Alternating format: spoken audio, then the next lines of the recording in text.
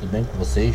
Hoje a gente vai falar um pouco sobre a descolonização da África e da Ásia, tá? Mas lembrando que antes da gente falar disso, a gente vai fazer um pequeno repertório, comentar um pouco com vocês por que esses dois continentes foram colonizados, tá?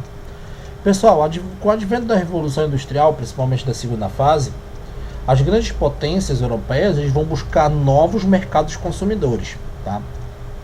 Que são mercados consumidores, tá? São pessoas que precisam comprar.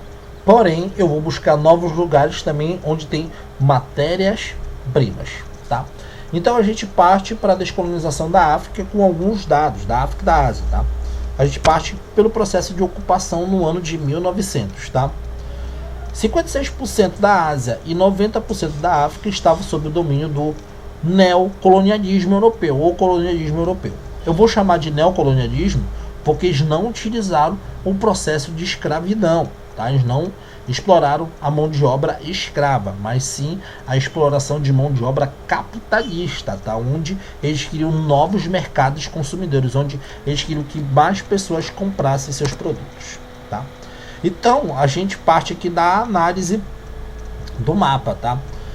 Da Conferência de Berlim de 1884 e do pós-Primeira Guerra Mundial. Vejam que existe várias mudanças, tá? Por exemplo, vou ter alguma mudança aqui. O Egito, no pós-Primeira Guerra, ele se torna um território independente, tá? A Abstreia, que antes era um território independente, já passa a ser um território dominado pela Itália, tá? Ou seja, tanto a Itália quanto a Alemanha, no pós-Primeira Guerra, eles vão buscar áreas de influência, principalmente no continente africano, tá bom? Então vamos lá partir para a descolonização desses dois continentes. Tudo tem uma causa, tá? A gente parte da primeira causa, que é o declínio das potências europeias, tá? Principalmente com a Primeira Guerra e a Segunda Guerra Mundial, que as potências estavam preocupadas em se reestruturar, tá? Eles não estavam preocupados com as suas colônias. Tanto é que dá passos para esses países se tornarem independentes, tá? A ascensão do nacionalismo asiático-africano, ou seja, os países querem se tornar independentes. Lembrando que também surge a Carta da ONU, tá? O direito à autodeterminação dos povos, onde a ONU ela é criada depois da Segunda Guerra Mundial, tá? Com o objetivo de proteger a humanidade, e essa carta dá influência aos povos, tanto é que surgem dois movimentos, o pan-africanismo e o pan-arabismo, tá? Que é o Jomo Kenyatta, tá? Que representa a África, e o Gamal Abdel Nasser, que apresenta os árabes, tá? Importante a gente salientar isso. Influência da Guerra Fria, importante, tá? Tanto dos Estados Unidos quanto da União Soviética buscar novas áreas de influência, tá? A gente continuando aqui, a gente vai ver como é que vai surgir esse processo, tá?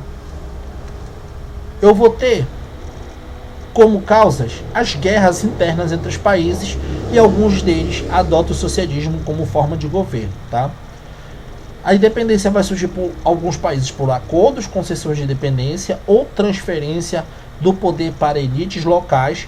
Porém, essas elites locais ela tem vínculos com a elite dos países, com os governos. Por exemplo, em Angola, tá? Ela tem uma influência portuguesa, tá? Na África do Sul, uma influência holandesa, ou seja, essas elites elas têm ligações com as elites dos países europeus. A Conferência de Bundag, tá, de 1955, que ocorreu na Indonésia, em Samarco, ela vai reunir 29 nações da África e da Ásia, onde eles não vão concordar com o alinhamento ao terceiro mundo. Por que o terceiro mundo? Porque, olha só, dentro do processo da Guerra Fria, houve uma divisão. Primeiro mundo, países capitalistas, que são os países ricos. Segundo mundo, países socialistas, tá, ligados ao bloco soviético. E o terceiro mundo são países capitalistas subdesenvolvidos. E esses 29 países não aceitam essa determinação, tá? Eles preferem ficar sem esse alinhamento. Tanto é que eles dão um passo importante, que é uma ajuda mútua entre essas nações, tá? Eles vão ajudar uns aos outros. Principalmente ajuda econômica e determinante do combate ao racismo e o neocolonialismo. Tá? O racismo era crescente naquela região e também a questão do próprio neocolonialismo, onde tem algumas pessoas que moram nesses locais querem que, por força, permanecer colônia ainda. Tá? Surgem os principais debates sobre problemas econômicos, tá? Entre os participantes, eles vão questionar o processo econômico, como é que eles vão se desenvolver a partir desse momento, tá bom? Aí a gente vai falar de alguns estados que foram descolonizados, tá? Olha só, eu vou pegar um período de descolonização de 25 anos, de 50 a 75, tá? Esse aqui é o mapa da África, tá? Então a gente pega esse período, a gente vai falar de algumas nações, tá? Em 56, 3 estados independentes, tá? Que é a Libéria, a Etiópia e a África do Sul, porém com maioria branca no poder, ou seja, ainda vai receber influências externas, ou seja, de países europeus. Eles vão ter domínio muito grande sobre essas regiões, tá? Em 57 a 62, outros 29 países se tornaram independentes, tá? Aí nos anos 90 eu já vou ter mais 2, que é a Níbia em 90 e a Eritreia entre 90 e 93, que são os últimos países a se tornarem independentes do controle de países europeus, tá? Vocês estão vendo que a África ela foi recortada. Olha uma coisa interessante, pessoal. Quando esses países se tornam independentes ou eles são dominados pelos colonos, geralmente ele vai colocar tribos inimigas, porque olha só, a África é composta por muitas tribos, tá? E geralmente eles vão colocar as tribos inimigas no mesmo lugar. Um caso bem peculiar é Hutus e Tutsis, tá?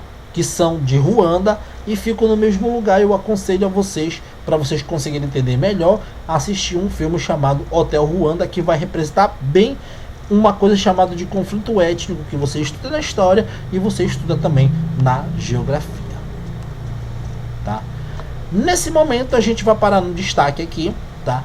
O destaque da Argélia, tá? Que é um dos primeiros a se tornar independente, porém tem alguns conflitos, tá? Na próxima a gente vai falar dos países descolonizados, tá bom?